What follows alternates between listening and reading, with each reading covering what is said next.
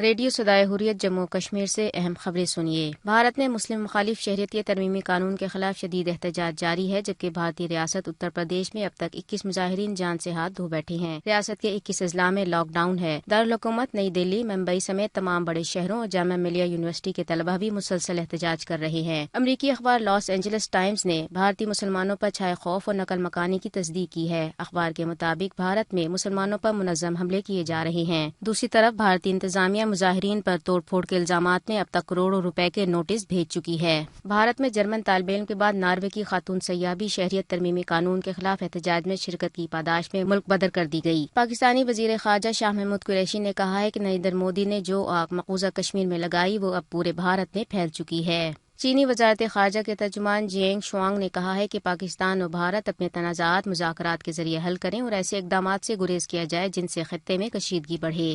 یورپی پارلیمنٹ کے نائب صدر فیبیو میسیمو نے لاہور میں ایک پریس کانفرنس میں تنازع کشمیر اور بھارت میں شہریت ترمیمی قانون کے خلاف پاکستانی موقف کی تائید کی ہے۔ مقبوضہ کشمیر میں آج مسلسل 146ویں روز بھی فوجی محاصرے، پابندیوں اور شدید سردی کے باعث معمولات زندگی مفلوج ہیں، جبکہ گزشتہ روز نماز جمعہ کے بعد متعدد مقامات پر کشمیریوں نے بھارتی حکومت کے مذموم اقدامات کے خلاف احتجاج کیا۔ عالمی think tank international crisis group نے بھارت سے مطالبہ کیا ہے کہ وہ مقبوضہ کشمیر میں جاری لاک ڈاؤن ختم کرے۔ خبریں ختم ہوئیں۔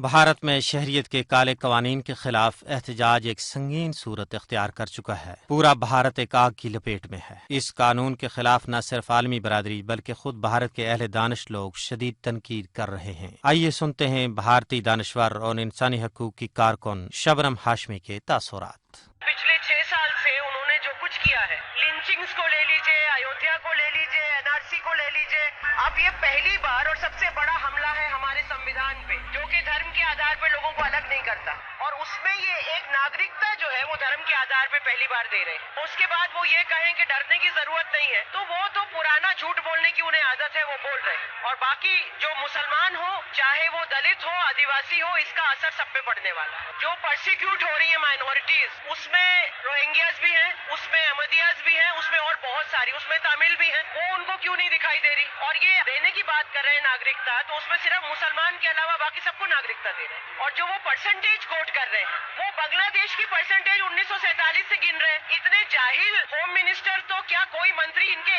مطلب جہالت تو کوٹ کوٹ کے بھری ہے ان کے اندر، تو ان کو نہ فگرز معلوم ہے، نہ ڈیٹا معلوم ہے، نہ اس ملک کی ان کو وراثت معلوم ہے۔ یہ تو غنڈہ گردی کرتے آ کے بیٹھ گئے ہیں سرکار پہ۔